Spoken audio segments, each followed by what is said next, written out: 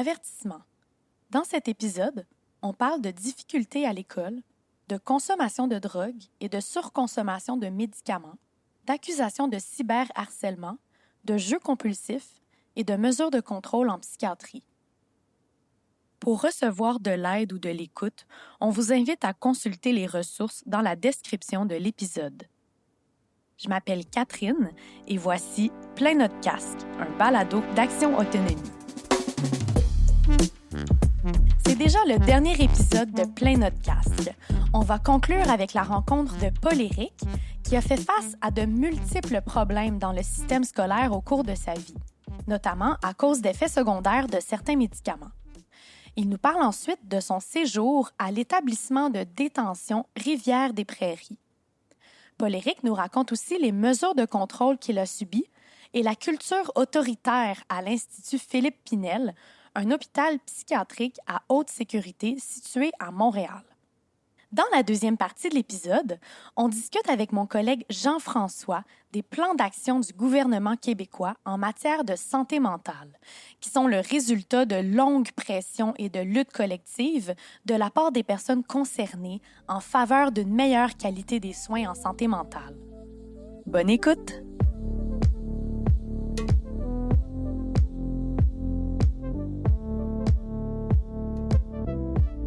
Mon nom, c'est Paul-Éric.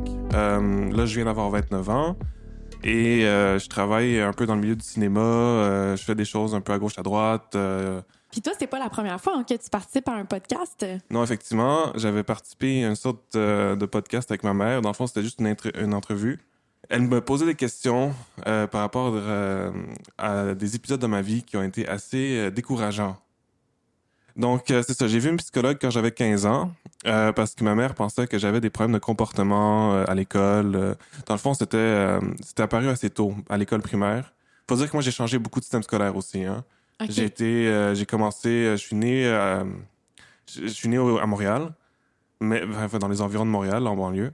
Et j'ai beaucoup déménagé. Donc, ça a eu des répercussions sur mon présent aussi. Mm-hmm. Mais pour expliquer que quand j'étais jeune, à un moment donné, j'ai vu une psychologue. Et elle a fait mon génogramme. Tu sais, c'est quand on regarde l'histoire parentale, puis les maladies intrafamiliales, puis tout ça. Et c'est la première fois que j'ai pleuré dans une session thérapeutique. Et j'ai pas eu de suivi. Je l'annonce comme ça. J'ai pas eu de suivi à l'âge de 15 ans. Dans le fond, j'avais fini mes examens du secondaire dans le système français. J'ai réussi mes derniers examens, mais ils m'ont fait couler quand même. Ben, ils m'ont fait redoubler mon année parce que j'avais eu des problèmes de comportement, c'est-à-dire des fugues. J'avais arrêté d'aller à l'école. J'ai redoublé. Et après ça, j'étais allé en Norvège. Et j'ai refait mon année. J'ai découvert une nouvelle manière de fonctionner aussi, faut le dire. Ça s'est plus ou moins bien passé. Je me suis fait des super bons amis, mais j'allais pas au cours encore une fois. Ça comme... je passais mon temps à fumer du pot. Fait que là, je suis retourné dans le système français, heureusement, pour finir ma scolarité. J'étais allé en sciences. Et là, mes parents m'annoncent qu'ils vont redéménager au Québec. Avant de partir, j'ai vu une psychologue. Elle m'a diagnostiqué, elle m'a référé à un psychiatre. Bon, j'ai fait un peu n'importe quoi aussi dans la rencontre. Je parlais très, très vite. Donc, elle pensait que j'étais un peu hypomaniaque, un peu... qu'il y avait quelque chose, en tout cas, qui allait pas. J'étais pas vraiment centré sur moi-même. C'est parce que t'étais stressé à ce moment-là? En fait, c'est parce que ça coûtait très cher, puis je voulais mettre le maximum en une heure. Mm-hmm. Mais là, c'était dans les 700, 800 couronnes par heure, donc ça fait peut-être 200 $ de l'heure. Ouais, c'est pas donné. Tu sais, je voulais comme maximiser mon temps avec elle, fait que je parlais très, très, très, très vite. Puis là, elle a interprété ça comme un symptôme, dans le fond. Comme un symptôme, exactement. Okay. Mais rendu au cégep, j'avais 18 ans. Je sais pas trop à quoi je pensais, mais je me suis dit, Sciences Po, c'est pas pour moi. Je passe des examens, puis je m'en vais dans le privé. Fait que là, j'ai réussi à récolter un peu d'argent. Je travaillais un peu, mais comme... Tu sais, je suis pas super organisé. Fait que j'ai trouvé de quoi payer une session, mais c'est tout. Mais là, j'ai commencé à faire des crises de panique et de l'anxiété. Et je faisais aussi de la paralysie du sommeil. Donc, ma mère, encore une fois, en bonne samaritaine, elle prend contact avec un hôpital. Donc, je parle avec le psychiatre, il y a un neuropsychologue qui vient me voir. Puis, tu sais, après 1 an de suivi, Ils sont comme, ben écoute, pas vraiment de psychose, mais un problème bipolaire, un tempérament cyclotimique, puis on va t'envoyer au pavillon des troubles de l'humeur de la même, du même hôpital. OK. Mais là, trouble bipolaire, cyclotimique, tu veux-tu nous dire en gros qu'est-ce que ça veut dire? Honnêtement, c'est vrai que ça paraît un peu flou comme ça, mais comme, OK, mais est-ce qu'il faut faire il faut faire la classification des troubles bipolaires parce qu'il y en a quand même beaucoup. Il y a trouble 1, trouble 2, trouble 3, ben, type 1, type 2, type 3. Puis après ça, il y a aussi les dysthymies, les hyperthymies, les cyclothymies, qui sont des tempéraments un peu. OK. Et je dis ça parce que c'est sûr que je me suis amusé à lire là-dessus, là. OK, c'est pas de l'information que eux t'ont donnée au moment de te poser les diagnostics. C'est toi qui es allé chercher par C'est toi-même. moi qui suis allé chercher de l'information. OK. Puis là, je demande au psychiatre, écoutez, est-ce que vous pensez que la cyclothymie, c'est bon? Est-ce que c'est vendu? Le gars, il dit oui, c'est parfait. On t'envoie à la clinique des troubles bipolaires.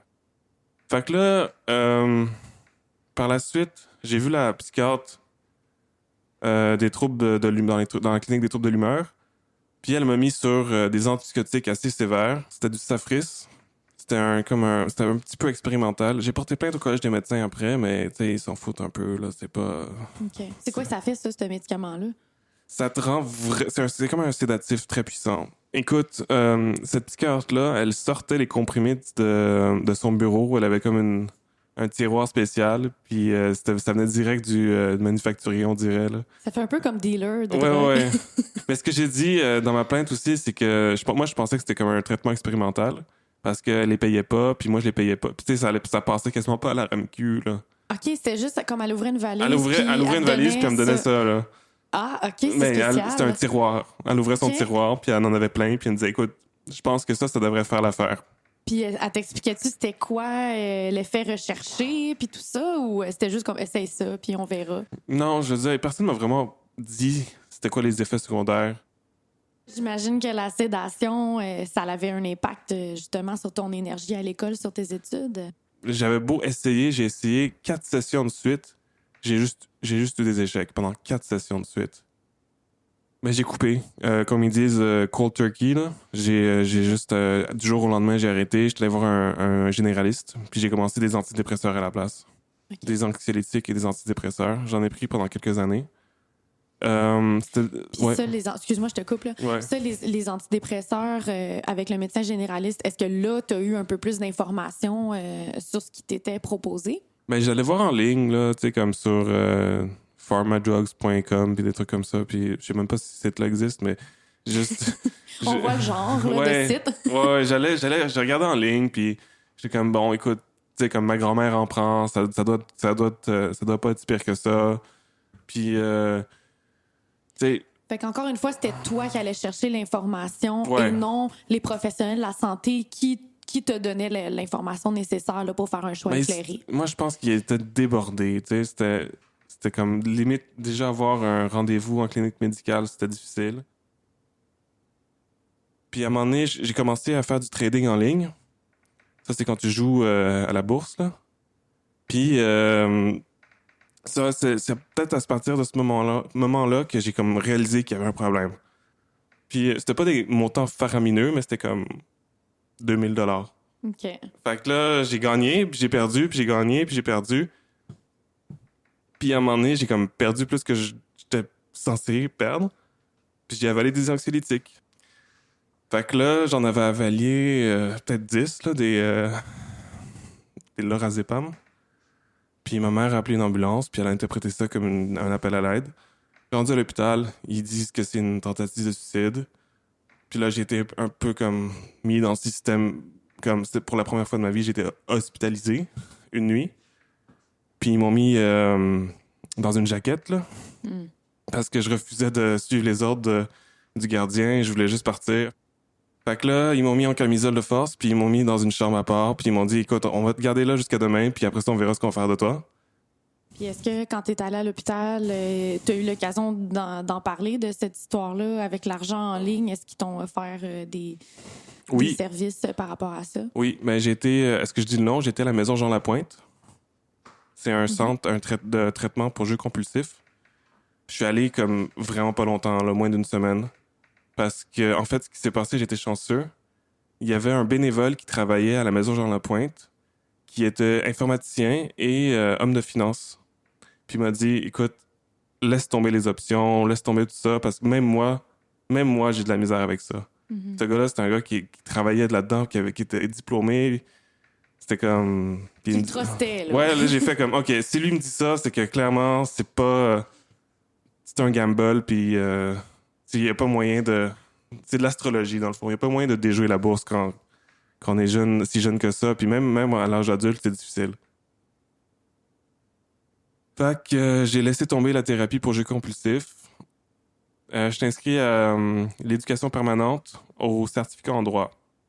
En gros, durant la première semaine de cours, il y a une plainte qui est déposée contre moi. C'est la vice-doyenne de la faculté de droit qui dit que j'ai un comportement harcelant, perturbateur, intrusif. Fait que là, qu'est-ce qui s'est passé? Ben, j'ai envoyé des courriels aux doyens, j'ai envoyé des messages à l'Association des étudiants en droit. J'ai parlé de mes problèmes juridiques en France puis en Norvège. J'ai fait comme une synthèse de tout ce qui s'était passé dans ma vie pour des essais que j'avais publiés dans le journal étudiant. Faut dire que le journal étudiant, quand ils ont reçu mes courriels, ils ont dit, écoute, prends un rendez-vous avec une psychologue. Parce que c'était pas pour eux. C'était comme, ça, ils voulaient rien savoir de ça. Les autres, ils voulaient des textes un peu académiques, pas des essais personnels. Okay. Et là, à un moment donné, je reçois une lettre. On me dit, viens à l'université. Qui je vois? Le vice-doyen, une travailleuse sociale, puis une psychologue. On me dit, t'es interdit de campus. Tu viens pas demain à ton partiel de droit constitutionnel. Le 30 janvier 2019, je suis arrêté chez mes parents par la police. Là, on me dit, t'es accusé d'harcèlement, communication harcelante et menace. Puis là, ils m'emmènent en détention à Rivière-des-Prairies. Fait que là, j'ai passé une nuit en détention. Puis je vais en cours. On me libère sous condition. Qu'est-ce qui se passe? Je reçois un courriel de l'université qui me dit qu'il faut que je réponde... que je réponde au courriel dans les plus brefs délais parce que sinon, il y a une sanction. Je sais pas trop. En tout cas, je reçois un courriel de l'université. Mm-hmm. Qu'est-ce que je fais? J'y réponds. Qu'est-ce qui se passe? Bris de condition parce que j'ai répondu au courriel de l'université. Wow. Ouais. C'est trop con. C'est comme... C'est absurde. Ouais. Fait que là, ben... je retourne en détention. Mon avocat me dit, écoute, faut pas que tu communiques avec l'université, aucun membre du personnel administratif, aucun membre du syndicat étudiant. Mais là, comment t'aurais été censé répondre parce qu'il te demandait de répondre au courriel, t'étais censé faire quoi d'abord, tu sais? Ben, il aurait pas fallu que je réponde au courriel, que je l'oublie dans le fond. Mais j'étais comme, moi, je veux répondre à mes courriels, je suis proactif, puis là, je me retrouve en détention. Donc, encore à Rivière-des-Prairies, c'est ça? Ouais, c'est ça. Mais là, je suis resté un peu plus longtemps. Ben, en fait, j'ai été libéré, délivré, comme la chanson Frozen, là.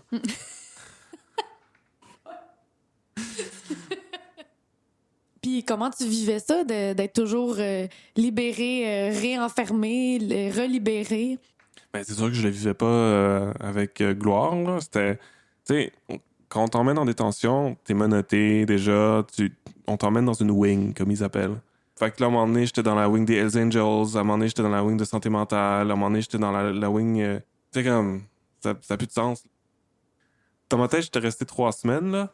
C'était un chiffron, mais quand j'ai eu mon attestation de résidence, ça sonne beau comme ça, mais je suis resté un bon 4 semaines et demie, là. Je suis resté quand même assez longtemps parce qu'il manquait de place à Pinel. Fait que ça prenait du temps pour être transféré en hôpital psychiatrique. Donc, parce qu'il manquait de place à Pinel, Ouais. ils t'ont gardé comme en prison, dans le fond. Exactement. C'est... Ouais, il y a avec des Hells Angels, puis des gens qui avaient tué du monde, puis des drug dealers, puis... Mais pour dire que là, en attendant Pinel, je suis mis en isolement à un moment donné. Fait que je suis mis en isolement pendant genre 48 heures, un truc de fou, tu sais. Tu sais, c'est une salle vide. Il y a rien. Il y a comme des draps bleus, puis des murs anti-collision, j'allais dire, là. Puis il se passait rien, tu sais, t'attends. Puis là, il y avait un gars à côté de moi qui avait avalé la cellule à côté, il y a un gars qui avait avalé une batterie. Fait que là, j'ai comme, OK, c'est ce genre de milieu, tu sais. À un moment donné, ils viennent me chercher. Ils disent, c'est bon, t'es transféré. Fait que là, je suis comme, ah, bonne nouvelle. Je suis admis à Pinel. Tu sais, c'est comme, c'est une grosse affaire. C'est rare qu'on dise ça. Ah, bonne nouvelle, être admis à Pinel, mais... Non, mais dans ce contexte-là, tu sais, c'est, tu l'attends, puis tu te dis, ah, OK, eux autres, ils savent ce qu'ils font, toi. Parce que j'avais vu une psychiatre en prison, puis Elle était comme, écoute, t'as pas ta place, là, mais on peut rien faire pour l'instant. Est-ce que tu avais des attentes par rapport à Pinel? Ah oui, je pensais que, tu sais, dans les films, on dit toujours qu'une prison, c'est comme ça, un hôpital, c'est comme ça. Pinel, c'est un hôpital à sécurité maximale. Fait que moi, je me suis dit, c'est comme, ça va être quelque chose, là. Et oui, c'était quelque chose. Parce que quand je suis arrivé là-bas, j'étais menotté les pieds puis les mains dans une fourgonnette. J'étais tout seul, là. J'étais vraiment traité comme un magnata, quasiment, là. Puis, j'étais arrivé là. Déjà, les gens sont beaucoup plus calmes parce qu'ils sont tous médicamentés. Ils sont sur des médicaments super forts, des antipsychotiques, des calmants, tout le bordel, là. Fait que là, t'arrives là. Un peu comme un médicament que dans le passé, t'avais pris toi-même, là, puis qui avait eu des impacts sur tes études. Là. Ouais, c'est sûrement les mêmes en plus, les mêmes médicaments, là. Fait que là, je suis arrivé à l'unité H4 de l'Institut Philippe Pinel pour une évaluation quant à ma responsabilité criminelle. Fait qu'on m'explique les charges qui pèsent contre moi, on me dit... on me pose plein de questions. Je pense que je suis resté là un bon 3 semaines. J'ai vu un homme, un psychiatre masculin, au départ. Puis lui, il me dit, je suis responsable criminellement. Fait que j'ai pas eu ma responsabilité. Non, j'ai été jugé responsable criminellement. J'ai brisé mes conditions, puis je suis retourné à Pinel. Fait que je suis retourné en évaluation, puis là, je me suis fait comme des amis. Là, j'ai essayé de commencer une charte des droits et libertés pour patients psychotiques. Je m'amusais, tu sais. J'avais du temps. La psychiatre m'a mis sur une inaptitude de 60 jours. Ça a quoi comme conséquence de te mettre en inaptitude? Ben, tu peux pas sortir de l'établissement de soins. Puis, il y avait aussi une injonction de traitement, là. Donc, tu sais, je posais pas trop de questions, mais j'étais comme, fuck. Là, on me donne des médicaments, puis... Tu sais, je peux pas vraiment les refuser, là. Je pense que la plupart des patients, ils sont sur une injonction de traitement, surtout en responsabilité criminelle. Est-ce que tu voudrais nous dire, mettons, une journée à Pinel, comment ça se passe? Une journée typique, là, tu te lèves, il y a des gens qui viennent te réveiller vers 8h, 9h. Moi, j'avais des prises de sang assez souvent parce qu'ils voulaient regarder mon taux de... je sais pas trop ce qu'ils voulaient regarder, mais en tout cas, ils me faisaient des prises de sang très souvent. Parce Ils t'expliquaient pas pourquoi? Oui, c'est pas vrai. On m'a mis sur le lithium à un moment donné. OK. Fait que, ils voulaient regarder ma glycémie. Moi, quand ils t'ont mis sur le lithium, est-ce qu'ils t'ont expliqué pourquoi? Ouais, ils m'ont dit que ça allait me faire du bien, puis que fallait que je le prenne, là, tu sais, comme, fallait que je l'accepte. Puis j'étais comme, écoute, si j'ai pas le choix, je vais le faire, là. Je vais pas contester ça. Je savais pas comment contester. De toute façon, le seul moyen qu'on avait de partager des opinions, c'était en portant plainte. Ah, ben justement, tu sais, ça revient à la seule fois où il s'est vraiment passé quelque chose de typique à Pinel. C'était le soir du 24 juin 2019, donc fête nationale. Mm-hmm. Puis moi, je regarde la télé. Puis là, ils viennent me voir, les intervenants, puis ils me disent, toi, viens, va faire dodo. Comme, ben non, c'est intéressant. On peut-tu avoir comme du overtime? On peut-tu regarder la télé un peu plus longtemps? Ça m'intéresse, tu sais. Fait que là, l'infirmière a dit non. Puis là, je dis, ben, mais j'aimerais vraiment ça, regarder la télé un peu plus longtemps, tu sais. Comme, est-ce que, tu sais, je suis pas un patient exemplaire, mais j'aimerais quand même ça regarder la télé, s'il te plaît, c'est la fête nationale. Puis, elle appelle les gardiens, ils viennent me chercher. Je suis menotté aux pieds, aux mains, à un lit de sécurité. Elle me donne un médicament, puis là, je pleure, puis je suis comme, ben, pourquoi tu me fais ça? Tu sais, je voulais juste regarder la télé. Les gardiens sont venus, puis, tu sais, ils sont juste, tu sais, j'étais calme, fait qu'ils sont juste venus, puis ils sont repartis 15 minutes plus tard, là. T'as été menotté et médicamenté, même si t'étais calme à ce moment-là. Ouais, c'est ça. Mais ils s'en foutent, là, tu sais, c'est pas... Puis l'infirmière en question, elle a été réprimandée, mais pour faire ça simple, les plus petits délits, entre guillemets, ils sont férocement réprimandés. C'est comme, il y a pas de place à l'erreur là-dedans. Là. C'est un peu pire que le carcéral, mais c'est pas... C'est un peu militaire, dans le fond, là. Puis là, l'infirmière a dit, écoute, c'est un peu comme la prochaine fois tu vas écouter, n'est-ce pas? Je suis comme, oui, I'm gonna be a good boy. J'étais comme, non, c'est pas ça qui est normal. Puis c'est pour ça que j'ai porté plainte aussi. Puis c'est allé jusqu'au protecteur du citoyen. Mais c'est quand j'ai été libéré que j'ai pu comme faire des démarches parce qu'il fallait comme dire oui, je veux que le processus soit enclenché, je veux qu'il y ait une investigation. Puis j'ai appris après que le protocole n'avait pas été respecté. En quoi il n'avait pas été respecté, le protocole? Ben, dans le fond, il aurait fallu que l'infirmière note les démarches quant à ma désorganisation psychologique. Ça n'a pas été fait. Fait qu'il n'y avait aucune preuve comme quoi j'avais été désorganisé. Ils ont traité la plainte, puis j'ai rien demandé de plus. J'ai dit que j'avais souffert des dommages moraux. Là, j'ai trouvé que l'infirmière qui avait appelé les gardiens de sécurité, elle avait manqué de professionnalisme. Mais je pense que l'institution en tant que telle a quand même appris quelque chose. J'espère. Mon seul souhait, c'est qu'au moins ma présence là-bas a permis de changer certaines petites choses. Qu'est-ce que tu penses que ça l'a changé? Ben déjà, ils vont faire plus attention avec leurs mesures de contention parce qu'ils vont pas les faire pour n'importe quoi, là. J'ai instauré ce que je voulais appeler la charte des droits et libertés des patients psychotiques. Ouais, c'est cool quand même. Ben, je voulais rassembler tout le monde puis comme créer comme dans One Flew of the Cuckoo's Nest, là. Je voulais comme c'est un livre, un film, puis OK. dans le fond, je voulais comme je voulais brasser la marde, là. Je voulais créer un peu d'ambiance. Puis à un moment donné, la psychiatre, elle en a comme eu assez, fait qu'elle a dit, écoute, je te donne je te donne la responsabilité criminelle, ben enfin, je te la donne pas, je veux dire. Fait que j'ai réussi mon examen, je pense. Tu sais, je l'ai échoué, mais je l'ai réussi. Enfin, j'ai Mais eu. c'était contradictoire avec ce que l'autre t'avait dit avant. Oui, c'est comme ça. Quoi t'étais non responsable criminellement. Non, c'est ça. Comme quoi t'étais responsable, puis là, elle disait que là, t'étais non responsable. Exactement. Puis là, je dis pourquoi. Puis elle dit, ben écoute, je pense que tu as eu des symptômes de psychose. Je suis comme, ah ouais. Mais pourquoi, tu sais? C'est quoi les symptômes de psychose? Elle s'est pas penchée là-dessus. Mais en tout cas, fait que j'ai été libéré. Puis j'ai revu des gens après. Mais le problème, c'est qu'il y a des gens qui se rétablissent pas de ces expériences-là. Qui en sont comme traumatisés, là. Ouais, puis ils ont d'autres charges qui pèsent contre eux, puis tu sais, il y en a qui sortent pas aussi, là. Il y en a qui sont encore là-bas, puis tu sais, c'est pas... Pour moi, je dis pas que c'était facile, mais j'ai comme... Je viens d'un milieu social assez aisé, j'ai une très bonne... comment on appelle ça? J'ai un bon filet social, même si j'ai des bons amis, puis... Mais tu sais, il y a des gens qui sortent là, puis ils ont rien, là. Puis qui sortent de prison, qui sortent d'institut psychiatrique, ça revient un peu au même, là. J'avais un ami qui parlait de camisole chimique. Je trouvais que le terme était très fort.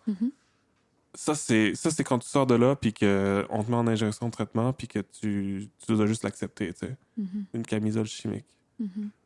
Mais toi, tu disais tantôt que t'avais eu une injonction de traitement. Ben C'était-tu juste pendant le temps que tu étais à Pinel ou c'était comme pour Non. plusieurs années? Non, tu sais, moi, je pensais que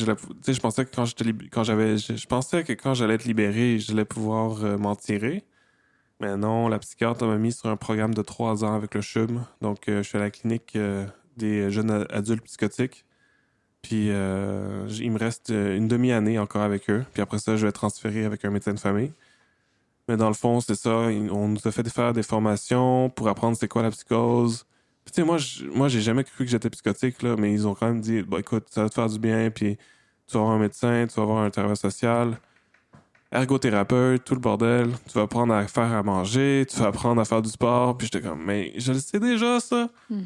Fait que, on va dire que ils mettent les moyens au mauvais endroit pour les mauvaises personnes, des fois. Tu sais, j'avais pas besoin de 3 ans de suivi médical intensif. En fait, si je comprends bien, ce suivi-là avec le CHUM, c'était comme une condition Oui, de libération de Pinel. Là. C'est ça? Fait que c'est comme si tu te présentes pas au suivi au CHUM, ben tu pourrais retourner à Pinel. Est-ce que j'ai bien compris? C'est un juge qui l'ordonne, mais c'est la psychiatre qui le prescrit. OK. Donc, puis là, le travailleur social m'avait dit, écoute, si tu viens pas à j'ai des injections d'Abilify à chaque mois. Puis à un moment donné, j'étais en voyage, puis là, je revenais, puis j'étais en isolement aussi parce que je revenais de voyage. Puis là, il dit, si tu viens pas, j'appelle la police. Je suis comme, ben... OK, je vais venir. Tu me donnes pas trop le choix, là. Puis si tu es à l'aise d'en parler, ce médicament-là, par injection, est-ce que tu penses que ça a des effets bénéfiques ou des effets secondaires sur toi? Mais j'ai des effets secondaires assez marquants. Tu sais, je peux plus conduire.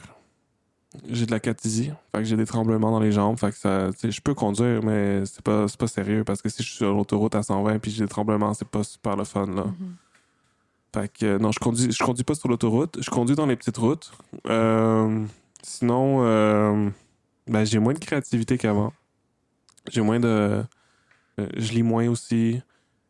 T'sais, avant, je lisais vraiment beaucoup. Maintenant, je lis maximum un livre par mois. Là. C'est pas... Quand je dis ça, je suis généreux. Parce que tu as moins d'énergie. Ouais. C'est ça? OK. Ouais. OK. Fait que là, t'es comme pogné avec ce médicament-là pendant... Il me reste encore une demi-année. OK. Je vais avoir un rendez-vous pour une prochaine audience, peut-être en septembre ou en août. Ça dépend un peu des circonstances. OK. A priori, le programme, il dure 3 ans. C'est en théorie, là. Puis après ça, ce que j'ai compris, c'est que c'est le médecin de famille qui va voir si j'ai besoin de suivre un traitement ou pas. Donc, j'ai une médecin de famille que j'ai pas vue depuis 2018. C'est l'année où j'ai commencé mes études en droit. Mais on va dire que j'espère... Tu sais, elle m'avait diagnostiqué avec un trouble de l'adaptation. Puis elle m'avait mis sur des antidépresseurs. Fait que là, je reviens un peu au point de départ. C'était-tu une psychose ou un trouble de l'adaptation dû aux antidépresseurs? Tu sais, parce que les médicaments influent beaucoup sur tout le reste de la personnalité. Oui. Donc... Fait qu'on sait plus après qu'est-ce qui vient de vraiment des problèmes que nous, on a, qu'on ressent de notre propre personnalité ou notre vécu. Puis qu'est-ce qui vient des effets secondaires des médicaments. Ça peut être difficile de départir. Absolument. Absolument. C'est dur de savoir ce qui est vraiment dû aux médicaments puis ce que moi, j'ai fait comme de mon plein gré. Mm-hmm. Tu sais, je pourrais être représenté au TAC dans le privé, mais j'ai choisi de voir une psychologue à la place, de mettre mon argent à un autre endroit. Puis toi, tu préfères avoir cette thérapie-là au privé que tu as choisi toi-même plutôt que le programme au CHUM, là. Exactement, oui. Pour quelle raison tu préfères cette thérapie-là? Déjà, tout ce qui se passe est confidentiel dans la relation avec la thérapeute. Pour l'instant, ça n'a pas débouché sur grand-chose là, parce que c'est tout récent. Mais c'est pas vrai. C'est pas vrai. Elle a dit après 3 rencontres que j'avais jamais fait de psychose puis qu'elle pensait que j'étais plus bipolaire qu'autre chose. OK. Fait que là, j'étais comme, shit. Je vais avoir fait 3 ans de suivi médical dans un centre d'intervention pour psychose pour qu'une psychologue me dise en 3 heures que j'ai jamais fait de psychose. Bon, moi, j'essaie de garder la tête haute et l'esprit sain, mais tu sais, comme quand on dit, t'as fait une psychose, puis on me le répète sans arrêt, puis qu'à la force de le répéter, mes parents y croient, tout le monde y croit, puis moi-même, je suis obligé d'y croire d'une certaine façon, puis on me dit, non, en fait, t'as pas fait de psychose. Et ça joue sur le moral. Puis toi, dans tout ça, comment tu te vois là-dedans? Dans quoi tu te reconnais? Dans quoi tu te reconnais pas? Ben, tu sais, je vais pas mentir, c'est sûr que la maniaco-dépression, je m'y reconnais un peu. J'ai lu là-dessus, puis jusqu'à preuve du contraire, j'y crois.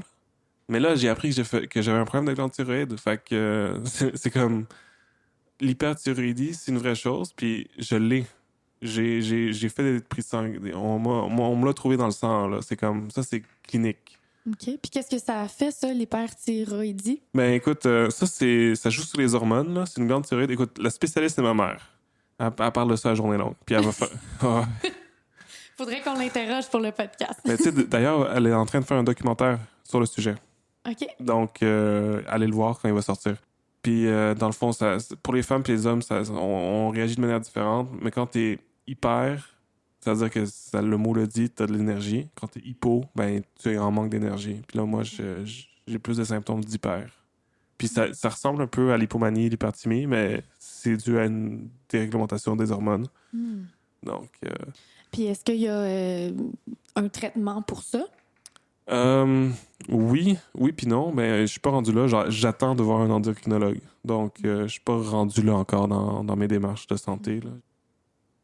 Tu as vu beaucoup de spécialistes avant. Mm-hmm. Il n'y avait pas comme un doute qu'il y aurait peut-être... Ils n'ont pas voulu te faire passer comme des tests pour voir si tu avais possiblement ce problème-là qui est d'ordre physique.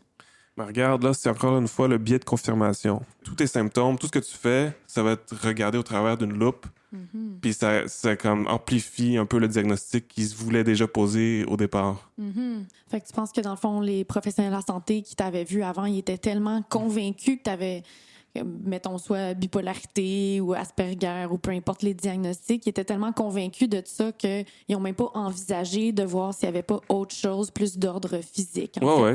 Puis j'en ai eu d'autres diagnostics. J'ai eu une sorte de latence schizophrénique, un trouble schizoaffectif. Et on m'a tout dit. Puis anxiété, dépression, trouble, je sais pas, tu sais, comme trouble panique, trouble de paralysie du sommeil, trouble de l'adaptation. Ça fait pas mal de stock, là. Ouais. Je te souhaite de ne pas avoir tout ça en même temps. Non, c'est ça. Qu'est-ce que ça t'a amené de vivre ces expériences-là? Ah, ben, écoute, j'ai déposé un dossier au Conseil et ordre des lettres du Québec pour faire un sorte de documentaire, une œuvre de fiction, quelque chose, n'importe quoi, là.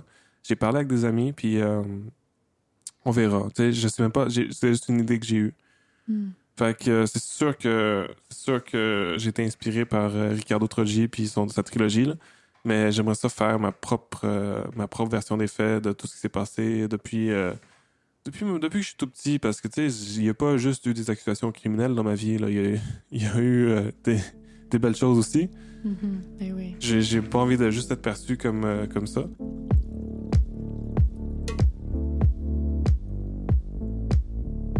Pour conclure cette deuxième saison de Plein notre casque, on va discuter avec mon collègue Jean-François des plans d'action en santé mentale. Donc, à quoi ça sert, premièrement, que le Québec se dote de ces plans-là? Et suite à la publication en 2022 du dernier plan d'action en santé mentale, est-ce qu'on peut espérer des changements dans le système de santé? Et c'est quoi notre pouvoir d'influence sur ces plans d'action? Je suis Jean-François Plouffe. Je suis chargé de dossier et de communication à Action Autonomie. Donc, je m'occupe d'une part des relations avec les médias, quand les médias s'intéressent à nous, ce qui n'est pas assez fréquent, malheureusement. Et aussi, je m'occupe des grands dossiers, je dirais, de contenu qui sont les nôtres, là, l'autorisation judiciaire de soins, la garde en établissement, les relations avec les établissements de santé pour la primauté de la personne, etc. Donc aujourd'hui, on va parler des plans d'action en santé mentale. Voudrais-tu commencer par nous dire, ça fait combien de temps que le Québec se dote de ces plans d'action-là, puis à quoi ça sert? En fait, formellement, le Québec s'est doté d'une première politique sur la santé mentale en 1989, mais le mouvement qui a mené à ça est beaucoup plus ancien parce que c'est pas uniquement par altruisme et par bonté d'âme que le gouvernement du Québec, à un moment donné, a trouvé que c'était peut-être une bonne idée de mettre en place une politique sur la santé mentale. C'est le résultat de longues pressions, de démarches, de revendications des personnes concernées en faveur d'une meilleure qualité de soins en santé mentale. Tout ça a commencé en 1961 par la parution d'un tout petit livre aux éditions de l'Homme qui s'appelait « Les fous crient au secours ». Ouais. Ce livre-là, il a été écrit par un monsieur que personne connaissait, de qui on n'a jamais plus rien entendu parler par la suite, qui s'appelait Jean-Charles Pagé. Ce monsieur-là, il avait un problème de consommation d'alcool. Et à l'époque, on traitait les problèmes d'alcoolisme dans les asiles d'aliénés. Donc, il a passé, je pense, une dizaine de mois à l'asile Saint-Jean-de-Dieu, qui est aujourd'hui l'Institut universitaire en santé mentale de Montréal, anciennement l'hôpital Louis-Hippolyte Lafontaine.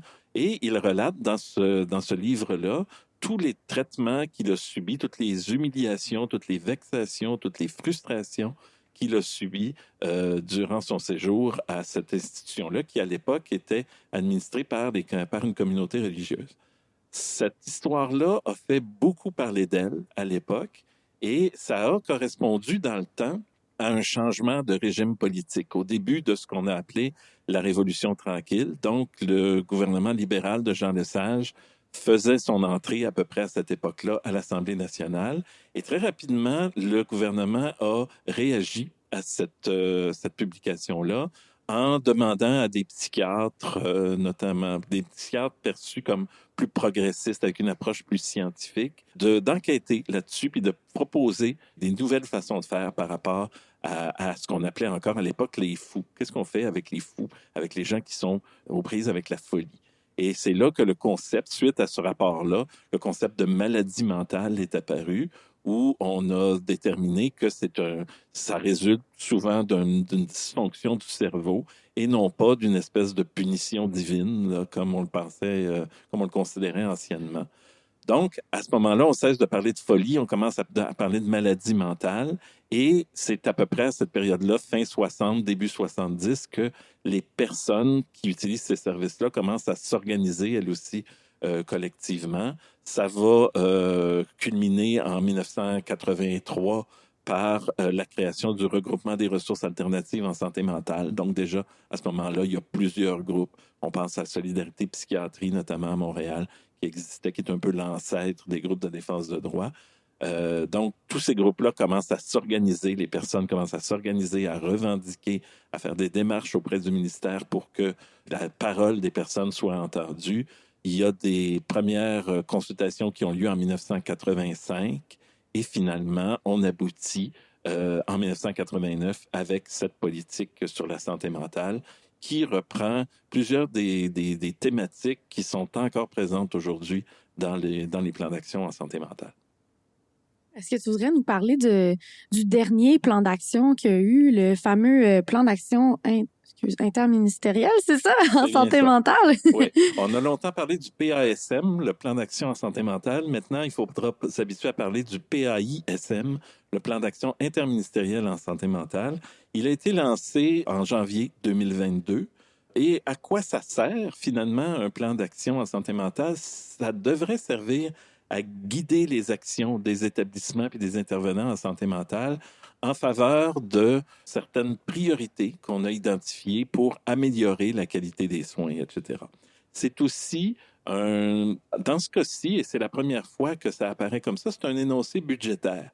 Les différentes mesures sont chiffrées en termes d'injection de fonds publics par le ministère. Donc, il y a en même temps des objectifs quantitatifs maintenant qui sont associés au plan d'action en santé mentale, ce qui n'est pas une mauvaise chose en soi.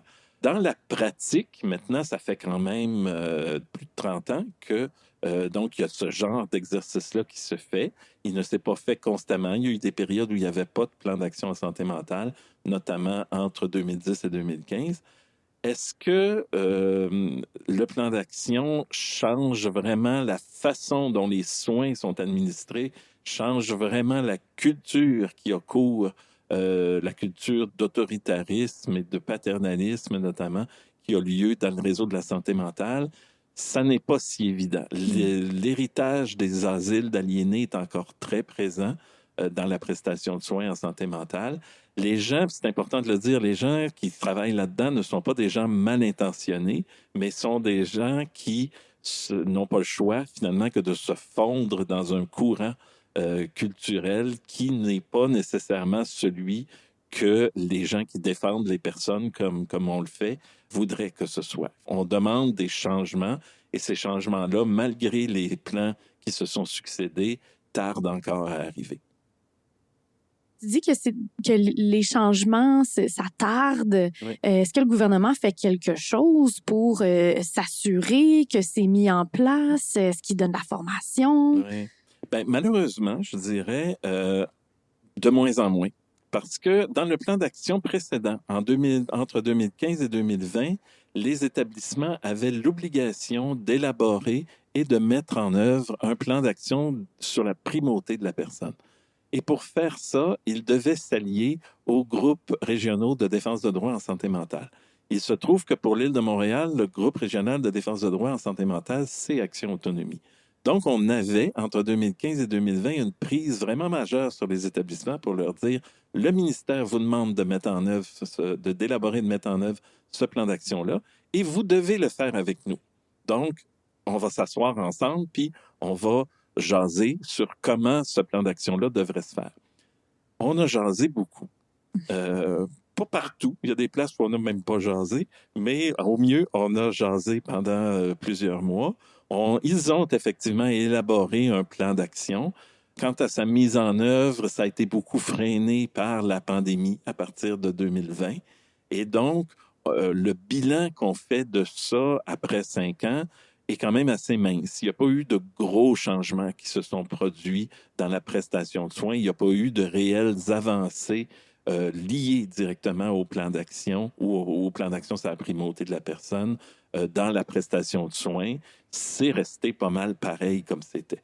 Et là, ce qui est déplorable, c'est que le ministère, dans son nouveau plan d'action 2022-2026, semble considérer que la question est en grande partie réglée. Il dit, on a demandé entre 2015 et 2020 de faire les plans d'action, on a reçu les plans d'action, la mise en œuvre est amorcée, tout va bien. Donc, il n'y a plus dans le plan d'action 2022-2026 d'action spécifique autour du respect des droits et de la primauté de la personne. Ce qui fait que la prise qu'on avait n'existe plus. Maintenant, les établissements sont invités à poursuivre les démarches autour de leur plan d'action sur la primauté de la personne. Mais quand on est invité, ça veut dire qu'on n'est pas obligé. Puis quand on a un tas d'autres commandes qui viennent du ministère sur toutes sortes d'autres sujets, ben ça se peut que tout ça passe un peu à la trappe, d'autant plus qu'on en a très peu parlé depuis le début de la pandémie. Donc, il va y avoir du travail à faire pour nous si on veut continuer que cette préoccupation-là demeure là, à l'avant-plan de ce que font les établissements par rapport au plan d'action. Donc ça, c'est très certainement la plus grosse lacune de notre point de vue au plan d'action 2022-2026. Il y a plus aucune action concrète, finalement, qui doit être menée par rapport à la primauté de la personne et par rapport au respect des droits. Donc, c'est quoi les autres choses qui sont abordées dans le nouveau plan d'action si on ne parle pas du tout de droit? Bon, il y a d'autres aspects qui sont plus questionnables. Il y a des démarches concrètes là, qui sont mises en place sur le terrain. Je pense en particulier à un projet qui s'appelle des éclaireurs. Les éclaireurs, c'est une démarche qui a été entreprise à Lac-Mégantic en 2013, au moment du Grand Feu, qui a été très utile, qui était une démarche par laquelle on identifiait dans le milieu là, les personnes qui pouvaient avoir des détresses psychologiques et des problèmes de santé mentale développés suite à la catastrophe. Ça a très bien fonctionné à ce moment-là, dans ce milieu-là et dans ces circonstances-là. Mais là, le ministère est en train d'instaurer ce programme-là mur à mur, partout au Québec. Et ça, les approches mur à mur, en général, c'est pas très gagnant. Ça amène plus de problèmes que ça n'en règle. Et le problème principal qu'on voit là-dessus, c'est que ça va empiéter sur la mission de plusieurs organismes communautaires qui sont déjà présents sur le terrain. Et la façon dont l'action est présentée, c'est des actions qui sont menées par le réseau. Il y a une petite partie des fonds qui sont réservés aux organismes communautaires, mais c'est moins de 10%. Et donc, le réseau qui n'a pas nécessairement beaucoup cette expertise de travail de terrain va entrer dans ce champ-là qui, jusqu'à maintenant, relevait davantage du milieu communautaire. Puis il risque d'y avoir des tensions, des chevauchements, une forme de gaspillage ou d'utilisation non optimale, mettons, des ressources publiques. Et on pense que c'était pas nécessairement la meilleure façon. L'intention était bonne, elle demeure bonne, mais l'enfer est pavé de bonnes intentions beaucoup dans ce plan d'action. Il y a beaucoup de choses dont le ministère ne semble pas percevoir les effets pervers de ce qu'il propose. On va voir comment ça va s'articuler dans la réalité, mais déjà, le projet des éclaireurs est mis en place à certains endroits et déjà, on commence à constater des problèmes de chevauchement, d'incompréhension, d'approche un peu antagoniste entre le milieu communautaire et le milieu institutionnel. Donc, il y a plusieurs mesures comme ça qui ne sont pas mauvaises en soi, mais encore une fois, il risque d'y avoir des problèmes dans l'application. Ce que je voulais dire aussi, c'est qu'il y a quand même des aspects positifs dans ce plan d'action qui résultent, encore une fois, de revendications de très longue date qui ont finalement été entendues, notamment autour de l'augmentation du financement à la mission des organismes communautaires. Il y a deux façons de financer des initiatives communautaires, soit par des projets, soit par la mission. Et les projets, ça demande toujours des nouvelles actions du développement, alors que les organismes n'ont souvent pas les fonds nécessaires juste pour assurer leur mission de base. Et là, il y a des montants quand même assez substantiels, de 15 millions par année sur 5 ans, qui vont être octroyés au programme de soutien aux organismes communautaires, le PSOC, qui est le principal bailleur de fonds des organismes communautaires en santé mentale notamment, puis dans tout ce qui concerne la santé et les services sociaux. Donc ça, c'est quand même une bonne nouvelle. C'est une réponse à une revendication de très longue date. Il y a aussi la question des interventions policières. C'est un gros problème. Les policiers n'ont pas toujours les outils qu'il faut pour intervenir correctement auprès d'une personne qui est dans un état de détresse psychologique ou de désorganisation liée à la santé mentale. Et on est en train de mettre en place ça existe déjà dans les grandes villes comme Montréal et Québec, mais ça n'existe pas partout. Des espèces d'équipes volantes, si on veut, d'intervenants psychosociaux qui vont pouvoir se déplacer dans des situations de crise pour soutenir le travail des policiers puis empêcher que ça dérape vers l'utilisation d'armes à feu ou de taser ou de choses comme ça.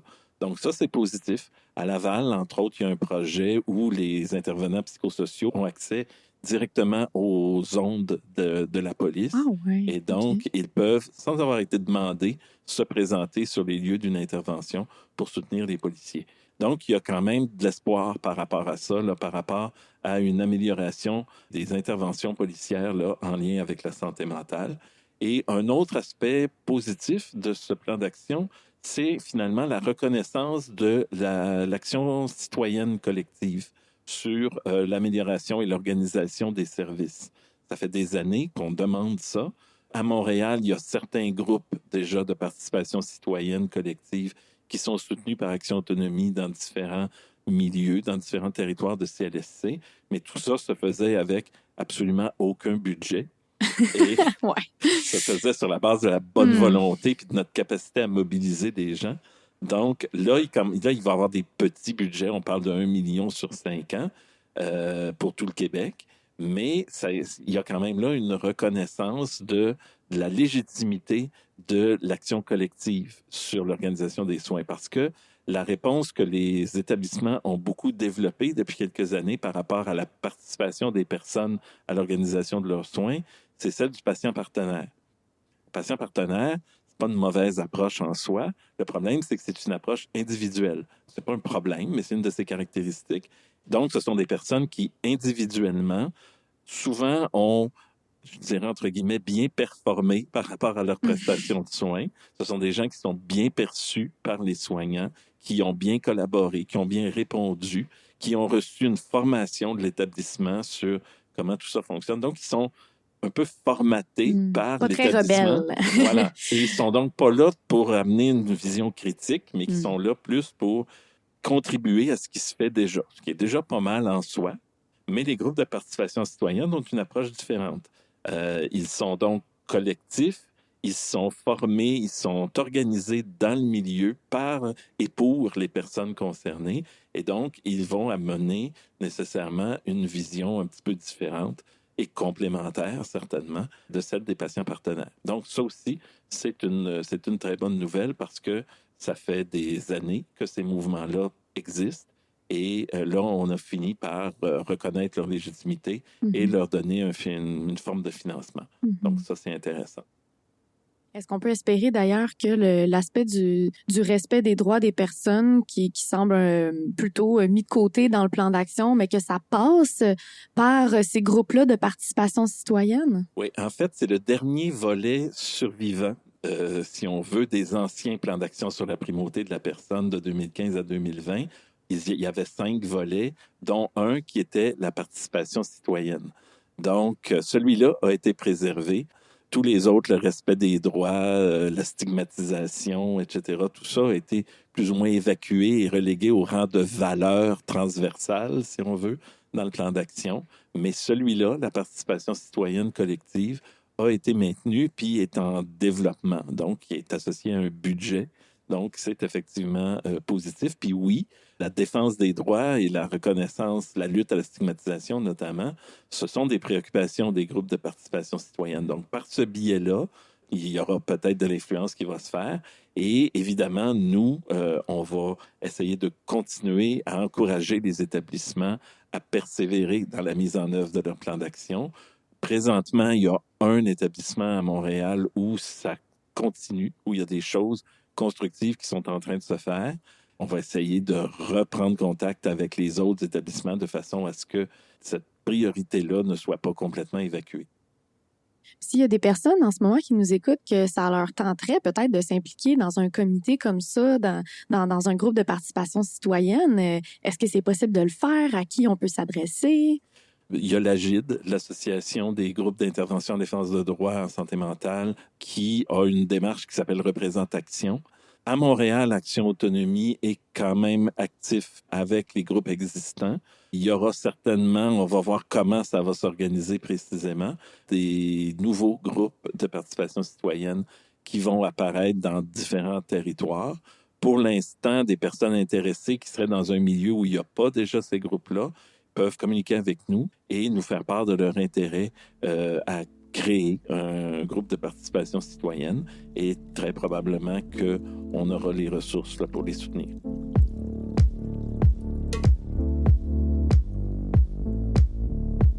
C'est ce qui met fin à la 2e saison de Plein notre casque, un balado d'Action Autonomie. C'est le résultat d'un travail de plusieurs mois. Et je dois vous avouer que c'est un des projets qui m'a le plus motivée de toute ma vie. Je me répète, mais je tiens à mentionner à quel point je suis reconnaissante d'avoir fait la rencontre des 12 personnes qui ont témoigné. Je trouve qu'elles ont une analyse très riche et juste de leur vécu. Et elles nous ont donné accès à des chapitres difficiles de leur vie. Je veux aussi souligner leur courage d'avoir lutté pour une plus grande justice sociale et pour le respect de leurs droits, dans un système de santé qui ne favorise pas toujours cette résistance. On espère que vous avez apprécié rencontrer ces jeunes tout autant que moi. N'hésitez pas à contacter des organismes si vous avez des questions. Si vous voulez un accompagnement, de l'aide ou du soutien dans des démarches, je vous rappelle que vous pouvez consulter la liste des ressources qui se trouve dans la description de l'épisode. Lorsqu'on a conclu la saison 1 de Plein notre casque, on a entendu des poèmes que Pascal a composés. Pascal qui a aussi témoigné dans le 2e épisode de la saison 1. Donc, on aimerait conclure encore une fois sur une note artistique en écoutant d'autres poèmes qu'elle a composés. Dehors, il pleut des géraniums. J'ai envie de voyage solaire. Du bleu, je passe au rose pâle, à l'oranger. La tête ruisselante, je suis sortie de l'hôpital. Des gants de velours, des genoux en métal. En salle d'opération, je jardine, avec les monstres et la folie. Parfois, je me perds de vue dans les fleurs du tapis. Ma tête gonfle. C'est un gigantesque ballon d'hélium. Quand je tombe malade, je me répète, me berce en petites boules. Je me dis, il y a des fleurs dans le noir, il y a du bleu, malgré les briques, les verrous, les clous sur les portes. Il y a des arbres hauts et forts qui percent le béton, vert clair, flamboyant si je plisse les yeux. Si je m'approche, les bourgeons arrivent. Avalé par les nuits froides du désert, si tu es, dis-le-moi. Je te tendrai mes plus belles couvertures. Emmitoufle-toi, tressons-nous serrés, ne t'empêtre pas, je t'en prie. Je vois tes mains, traces des murs. Je tracerai avec toi, si tu veux, 1000 ou une couleurs. Nous construirons des abris avec nos échardes. Les genoux en sang, ornés de porcelaine. Je t'apprendrai des noms de fleurs, l'odeur des géraniums dans mon salon. Toi, aubépine, moi, lavande. Nous tromperons la noirceur ensemble, si tu veux.